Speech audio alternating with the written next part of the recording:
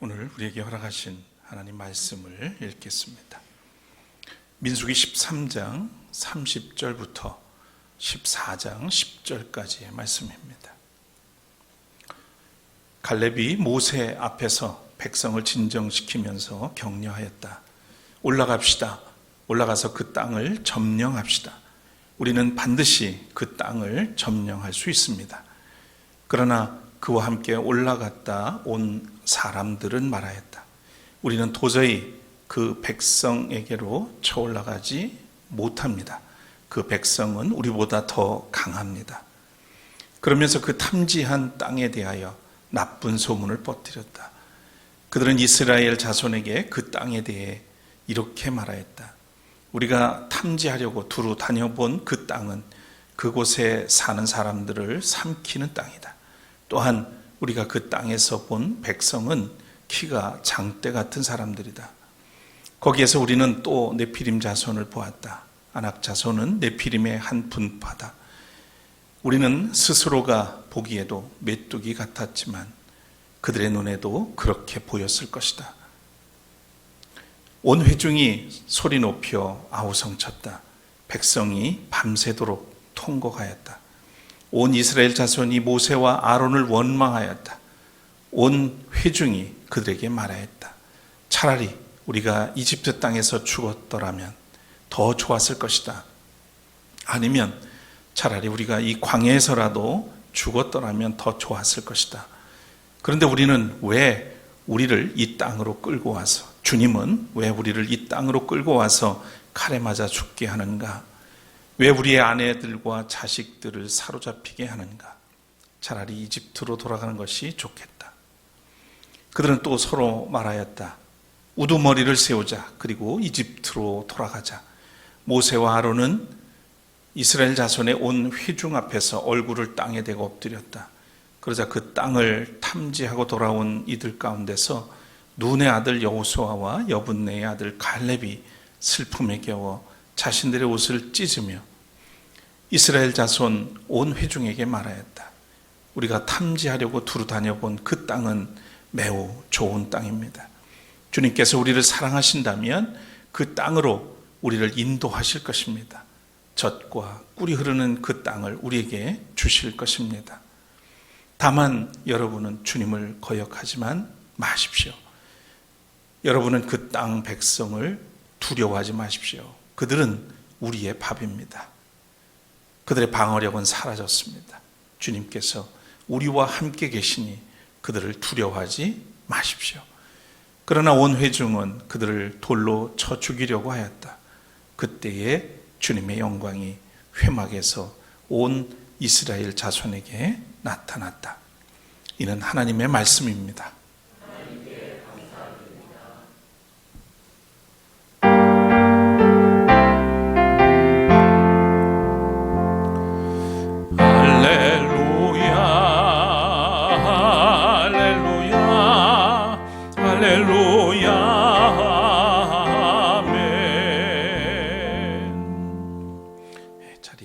앉으시겠습니다.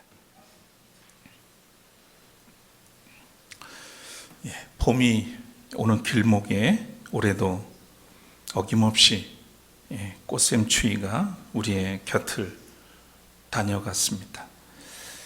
이틀 전에 105주년 3.1절을 맞았습니다. 1919년 3월 1일 민중들이 일어나 일본 제국의 지배에 항거하면서 독립을 선언하고 만세운동을 펼친 날이죠. 3.1운동 정신은 대한민국 임시정부 수립과 대한민국의 건국 정신의 토대가 됐습니다. 요즘 우리 사회에서 정부 주도하에 반헌법적이고 반역사적인 일들이 곳곳에서 자행되고 있는 모습들을 보게 됩니다. 총선을 앞두고 이미 당대에 검증되었고 역사적 평가를 받아서 헌법 전문에도 명시한 일들을 다시 꺼내서 사회적 갈등을 조장하고 권력을 통한 이득을 취하려는 세력들이 여기저기서 준동하고 있는 그 모습을 보게 됩니다. 이런 시대를 살아가는 그리스도인에게 무엇보다 올바른 역사의식이 요구됩니다. 예리한 분별력을 가져야 하겠고, 또 불의 앞에서 하나님의 정의를 실현하기 위해서 당당함과 불온함을 상실하지 않도록 해야 하겠습니다. 그리스도인들이 맹목적으로 세상에 순응하도록 길들여지는 순간 교회와 세상은 빛을 잃고 사회는 무너지게 될 것입니다. 오늘도 무너진 성벽을 수축하던 느헤미야처럼 이 땅의 정의와 평화 그리고 민주주의 회복을 열망하며 예배드리는 여러분들에게 우리 주님의 지혜와 능력이 함께 하시기를 축복합니다. 찬양하겠습니다.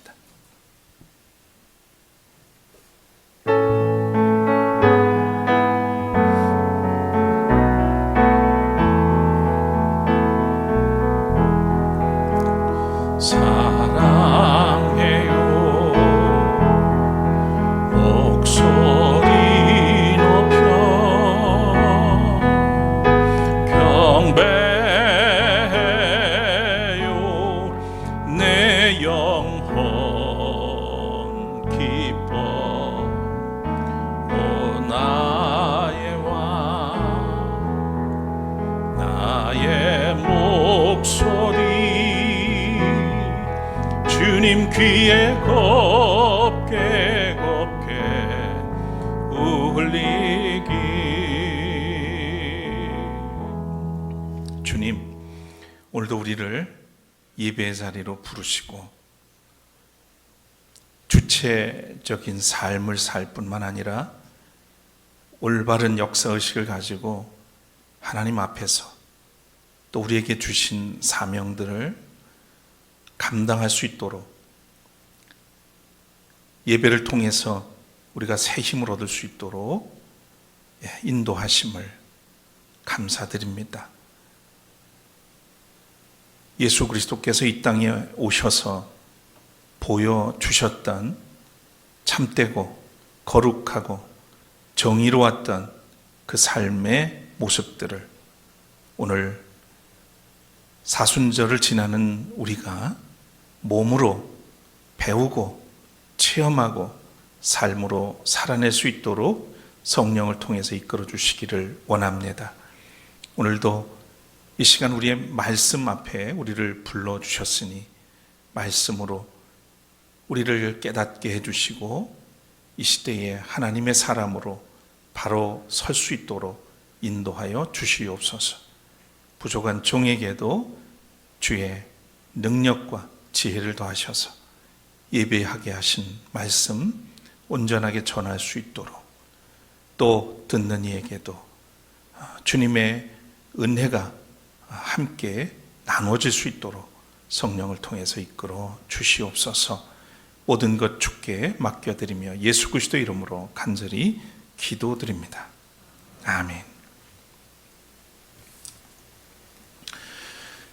추후 5세기 고트족에 의해서 로마가 함락되어가는 모습을 지켜보던 성 아우구스티누스가 혼란에 빠진 그리스도인들을 위해서 집필한 책이 있습니다.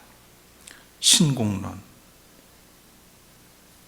또는 하나님의 도성이라고 번역된 책입니다. 그리스도인을 박해하던 로마 제국이 이제는 콘스탄티누스 태제의 기독교 공인으로 이제는 번영할 줄 알았는데, 신은 왜 이런 로마 제국을 심판하시는가? 당시에 많은 그리스도인들이 혼란에 빠졌습니다. 그 모습을 지켜보던 성 아우구스티누스는 그리스도인은 역사를 어떻게 바라보아야 하는지 위로하는 마음으로 역사의 신비한 의미를 써내려갔다고 합니다. 이 책은 최초로 기독교 역사관을 제시한 대작으로 평가받고 있습니다. 인간 역사를 보는 신앙의 눈을 보여주는 책이죠. 거대한 로마가 침몰하는 역사의 신비를 지켜보면서 아우구스티누스는 인간 역사란 두 도성 위에 서서 진행되는 과정이라고 보았습니다. 하나는 인간의 도성, 다른 하나는 하나님의 도성입니다. 먼저 인간의 도성은 인간의 욕망의 뿌리를 둔 사랑, 자기 사랑이죠. 에로스 위에 세워진 도성입니다. 그러나 지상의 도성은 왔다가 가는, 반드시 사라져버리는 것으로 로마 제국은 왔다가 사라지는 이 땅의 모든 인간 도성의 모형이라고 봤습니다. 그러나 이 아우구스티누스는 이 역사 속에는 또 다른 하나의 도성, 하나님의 도성이 있는데, 이것은 인간의 욕망과 자기 사랑, 에로스를 포기하면서까지 희생하는 하나님의 사랑, 즉 아가페 위에 세워지는 도성이라고 했습니다. 지상의 모든 도성들은 왔다가 사라지지만 하나님의 도성은 영원히 이 역사를 통치하는 하나님의 나라라고 했습니다. 우리는 지상의 도성이 영원할 것처럼 여기며 삽니다. 그래서 욕망에 사로잡혀서 현세에 집착하고 소유에 목숨을 걸죠. 우리는 허영의 도성, 그 너머에 엄연히 존재하는 하나님의 도성을 보지 못합니다. 창세기에 나오는 롯의 가족처럼 소돔과 고모라라고 하는 그 도시의 현란함에 도취해서 하나님의 심판과 의인의 구원을 보지 못하는 이들이 세상에 허다합니다. 그러나 아브라함처럼 인간의 도성에 살지만 하나님의 도성을 보는 눈을 가진 이들이 있습니다. 저는 이런 이들을 가리켜서 역사 너머의 역사를 보는 사람이라고 부르겠습니다. 오늘 구원의 순례 무대는 이제 사막 한가운데 오아시스라고 할 수 있는 가데스 바네아입니다. 시내산에서 하나님과 언약을 맺고 십계명, 약자보호법, 절기제정, 성막제조, 제사, 그리고 레위기에 나타난 거룩한 삶을 부여받은 이스라엘 민족이 이제 시내산을 떠나서 약속의 땅 가나안을 향해 출발하게 됩니다. 그러나 이 길은 광야로 향하는 참으로 길고도 험한 여정이었습니다. 시내산 언약이 이스라엘을 한 민족으로 태어나게 하고 거룩한 백성, 제사장, 나라가 되는 그런 존재의 시작이었다면, 광야는 이스라엘이 하나님의 백성이 되는 체험장이었습니다. 출애굽한 지 제2년 둘째 달 그달 20일, 그러니까 만 1년이 조금 지났을 때입니다. 이스라엘 민족은 하나님의 명을 따라서 시내산과 시내 광야를 떠나게 됩니다.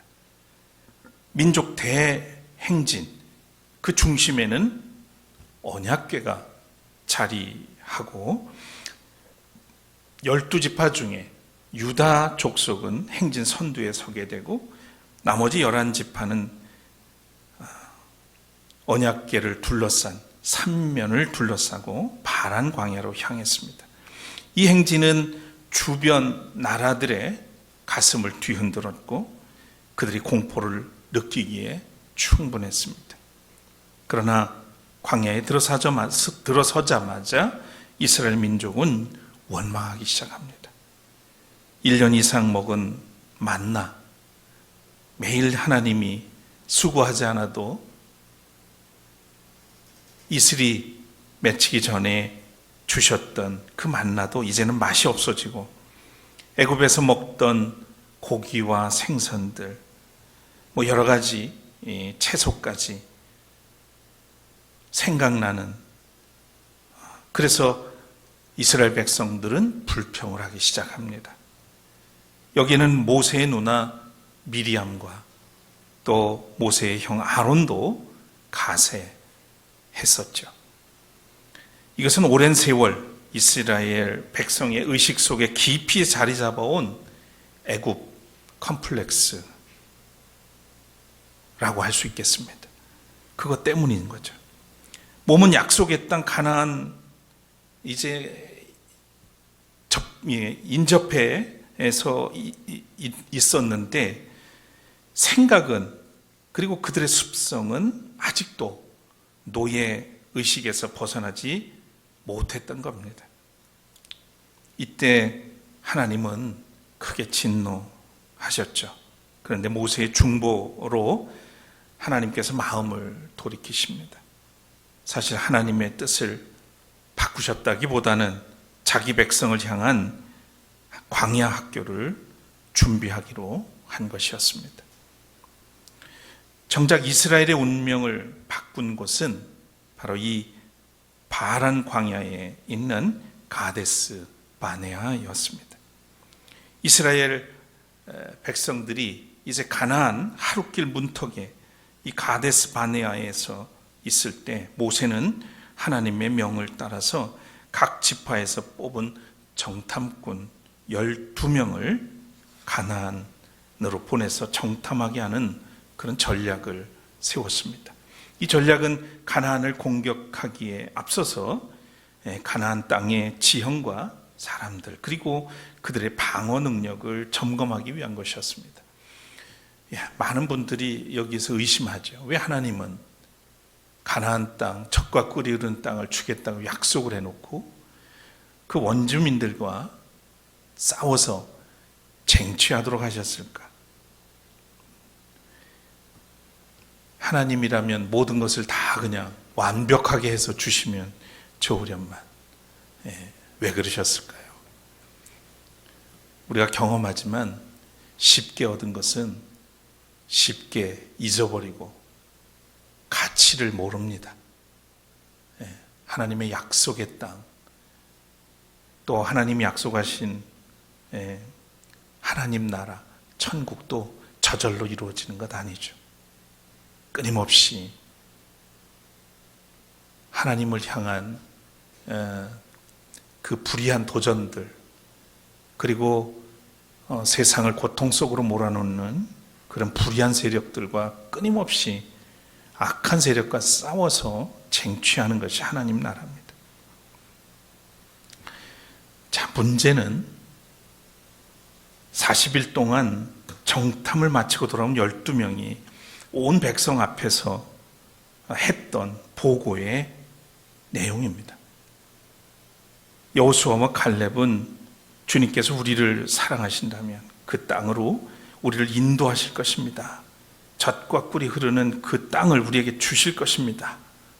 그러면서 진격할 것을 제안했지만 나머지 10명은 우리는 도저히 그 백성들에게로 쳐올라가지 못합니다. 그 백성은 우리보다 더 강하기 때문입니다.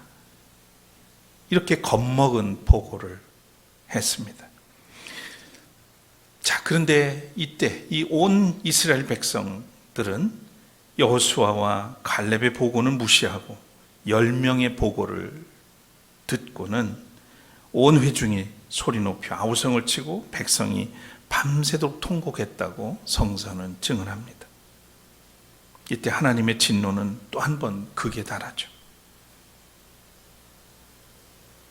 우리가 읽지 못했습니다만 민수기 14장 11절에 보면 이 백성의 모습들을 보면서 하나님이 이렇게 말씀합니다. 언제까지 이 백성이 나를 멸시할 것이라더냐. 모세가 이제 기도할 때 모세에게 묻는 거죠. 언제까지 이 백성이 나를 멸시할 것이라더냐. 내가 이 백성 가운데서 보인 온갖 표적들이 있는데 언제까지 나를 믿지 않겠다더냐 라고 묻습니다. 그리고 금송아지 사건 때처럼 전염병으로 멸종을 결심하시고 모세에게 통보를 하셨습니다. 그러나 이때도 하나님은 모세의 간절한 기도를 들으시고 민족 모두를 다시 용서하셨습니다. 하지만 용서받지 못한 이들이 있죠. 불평하고 원망하는 사람들의 가나안 입성은 허락하지 않으셨습니다. 여호수아와 갈렙만이 1세대 중에 이 두 사람만이 가나안에 들어가는 은혜를 입고 나머지 1세대는 광야에서 39년을 배회하다가 모두 죽었습니다. 200만 명 대 2명의 대결 상황. 여호수아와 갈렙이 돌에 맞아 죽을지도 모르는 그런 상황에서도 이 두 사람은 생명을 걸고 외쳤습니다. 올라갑시다. 올라가서 그 땅을 점령합시다. 우리는 반드시 그 땅을 점령할 수 있습니다. 여러분, 문제는 무엇이 이 정탐꾼 10명과 이 두 사람을 이토록 극명하게 갈라놓았을까 하는 겁니다. 어떻게 같이 출애굽을 했고 같이 홍해를 건넜고 같이 신의 광야를 지나서 신의 산에서의 그 놀라운 경험까지 같이 했음에도 불구하고 이들은 그리고 같은 땅 가나안 땅을 보고 와서 이렇게 아주 첨예하게 다른 반응들을 나타낸 것일까? 무엇이 이들을 갈라놓은 것일까요? 정탐꾼 10명은 거짓 보고를 했습니까? 없는 사실을 막 얘기했어요? 꾸며서?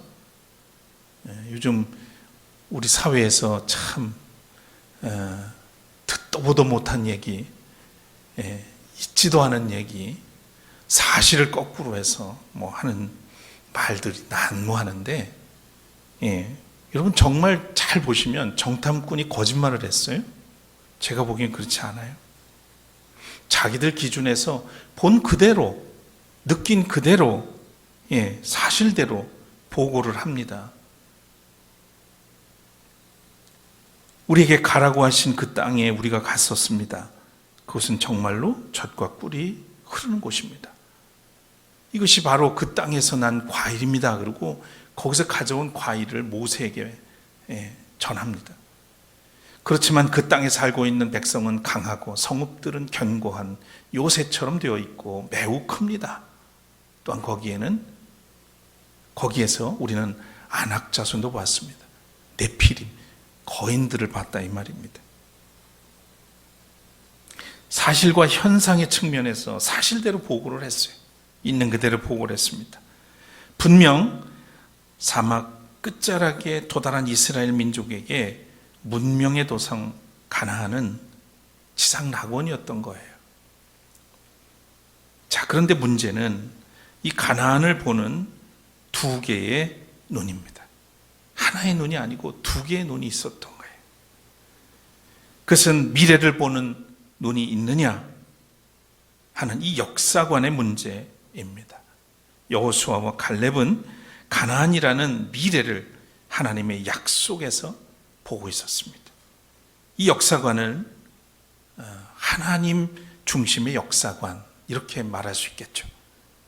그러니까 여호수아와 갈렙은 하나님의 약속을 굳게 믿고, 우리가 보기에는 쉽지 않은 대상이긴 하나 하나님이 지금까지 우리의 길을 인도하시고 역사하신 것을 보면 저것들은 아무것도 아니다 라고 하는 그런 마음을 가지고 이 하나님 중심에서 미래의 역사를 바라봤다는 거예요. 그런데 나머지 정탐꾼 10명은 가나안을 물량의 눈으로, 바꿔 말하면 유물사관이라고 할 수 있겠죠. 유물론적 사관. 그 눈으로 바라본 거예요. 우리보다 더 덩치가 크고 더 많은 것이 있고 힘이 더 세 보이고,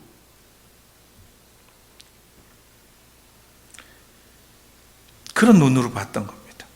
거기에는 하나님의 통치하심과 역사하심이 거부될 수밖에 없었을 겁니다.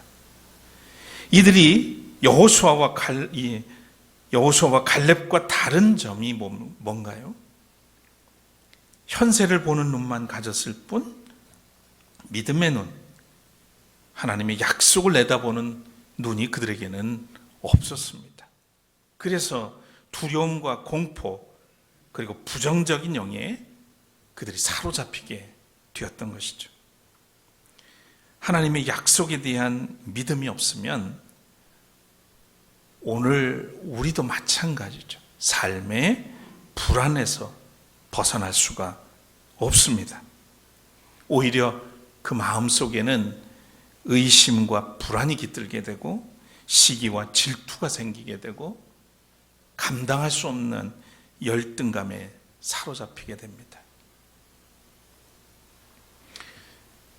그러니까 역사를 보는 눈이 그만큼 중요해요.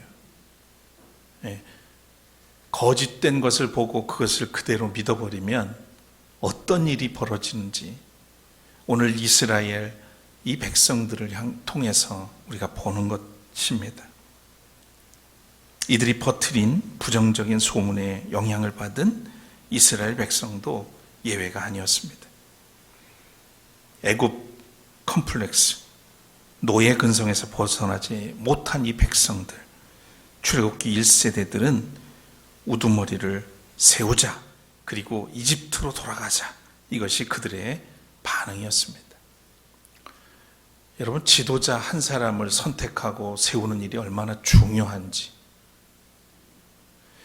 같은 시대를 살아왔지만 전혀 다른 역사관을 가진 사람이 지도자로 세워졌을 때 오늘 이스라엘 백성들이 그들의 말을 듣고 절망하고 다시 애국 컴플렉스가 작동을 해가지고 우두머리를 하나 세워서 애국으로 돌아가자라고 하는 것처럼 역사의 시계를 거꾸로 돌리는 일들이 벌어지는 겁니다. 오늘 우리의 현실처럼. 자, 그러나 정탐꾼 중에는 다른 눈이 등장합니다. 비록 두 사람이 있었죠. 이 여호수아와 갈렙이었습니다. 갈렙이 이렇게 말하죠. 올라갑시다. 올라가서 그 땅을 점령합시다. 우리는 반드시 그 땅을 점령할 수 있습니다. 여호수아가 또 이렇게 말합니다. 그들은 우리의 밥입니다. 그들의 방어력은 사라졌고 주님께서 우리와 함께 계시니 그들을 두려워하지 마십시오. 얼핏 이 증언은 비현실적으로 보이고 또 승리주의의 나팔처럼 보입니다.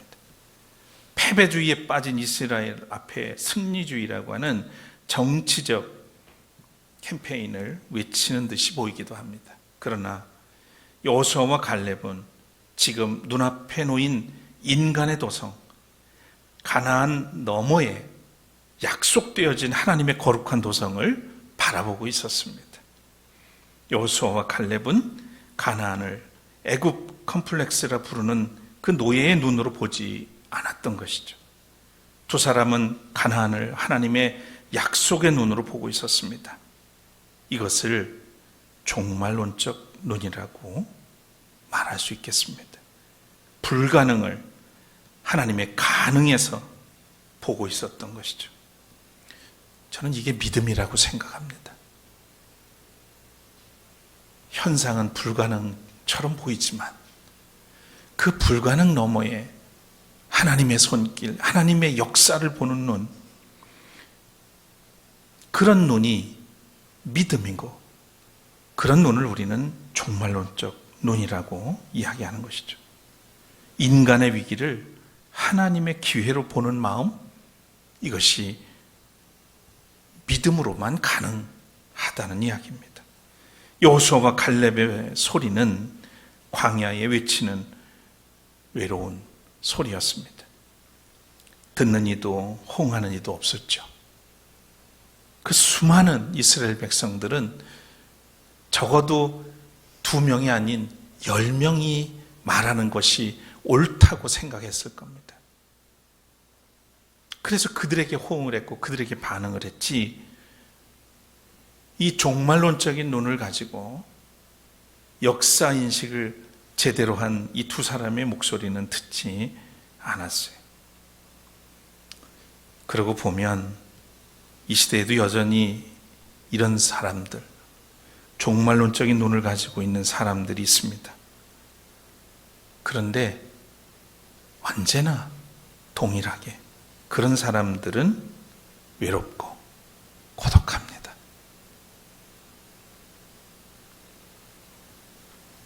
세상은 달라지지 않은 것 같아요.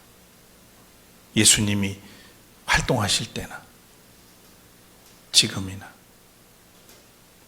옳은 소리를 외치는 사람들은 소수일 뿐만 아니라 외롭고 고독합니다.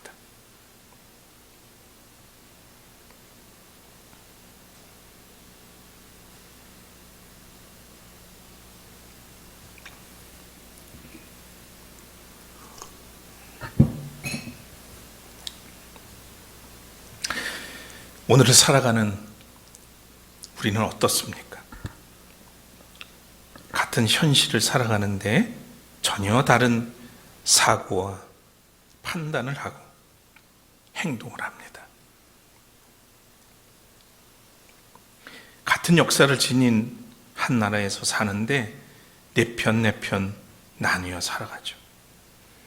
무엇을 보느냐, 어디를 바라보느냐, 즉 역사관의 또는 세계관의 문제입니다. 현세의 눈, 물량의 눈으로는 하나님의 약속이 보이지 않습니다. 이스라엘 백성들에게 애굽 컴플렉스가 있었던 것처럼 과거에 거짓된 삶, 옛사람의 습성에 붙잡혀서 벗어나지 못하는 경우가 참 많습니다. 현상 너머에 있는 의미의 세계를 보지 못하고 현세 너머의 미래를 보지 못하며 인간의 도성 너머에 있는 하나님의 도성을 바라보지 못합니다.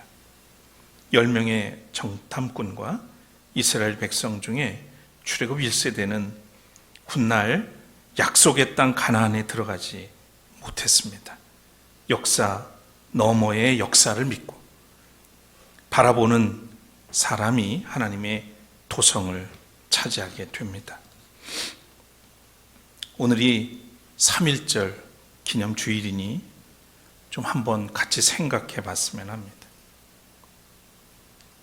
오늘의 한국 정부는 애굽 컴플렉스에 걸려 있다는 느낌이 저는 듭니다.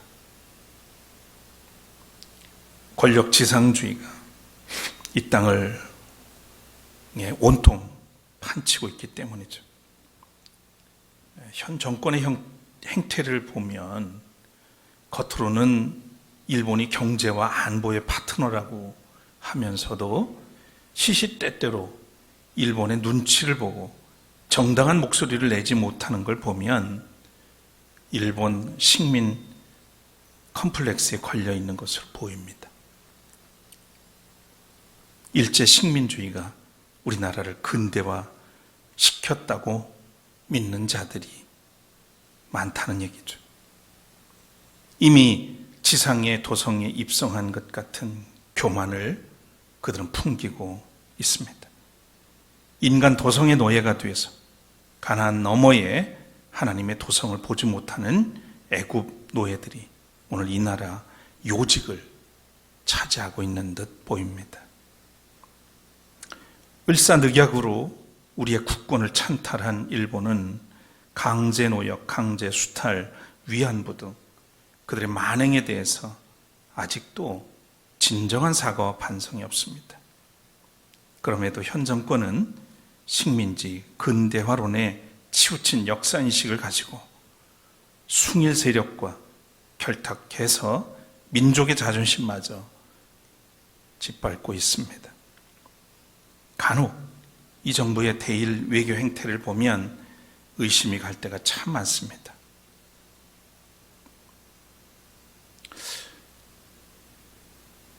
우리 정부에 일본 간첩이 있는 게 아닌가?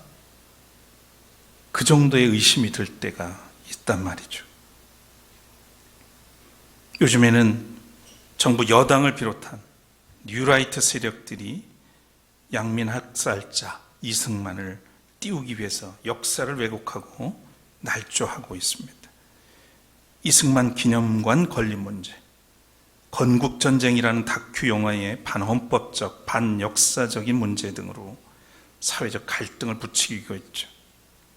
그래서 오히려 일본 역사 왜곡 문제를 덮어주고 용인하는 결과를 만들고 있지 않는가 하는 생각이 듭니다.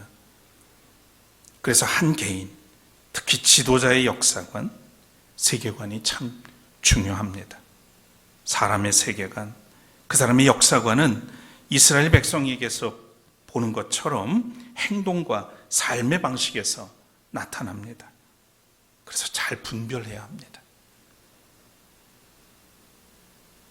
하나님의 구원 순례는 하나의 신비에서 그 진행이 계속됩니다. 하나님은 애굽 컴플렉스에 빠진 대중들을 선택하지 않으셨습니다. 거꾸로 광야의 소리, 누구도 듣지 않는 여호수아와 갈렙을 들어서 구원을 이어가셨습니다. 성경은 이들을 남은 자라고 부릅니다. 역사학자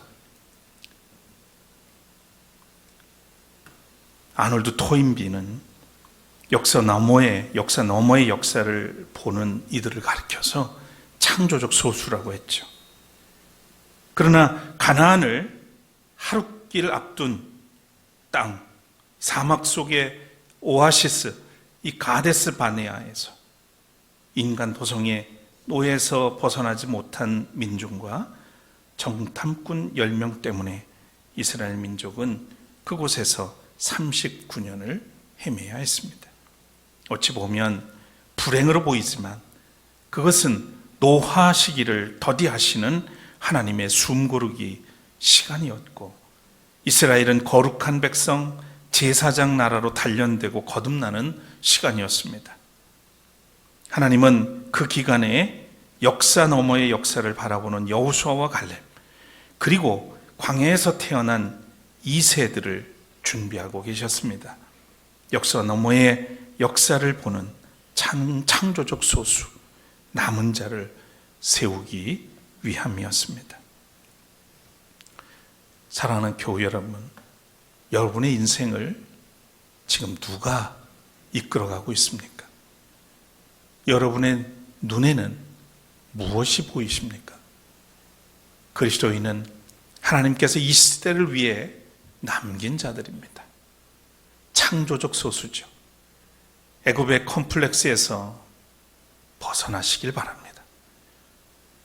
현상 너머에 있는 의미의 세계를 보고 현세 너머의 미래를 보며 인간의 도성 너머에 있는 하나님의 도성을 바라보는 하나님의 사람들, 역사 너머의 역사를 살아가는 진정한 하나님의 정원사, 하나님의 일꾼들 되시기를 축복합니다.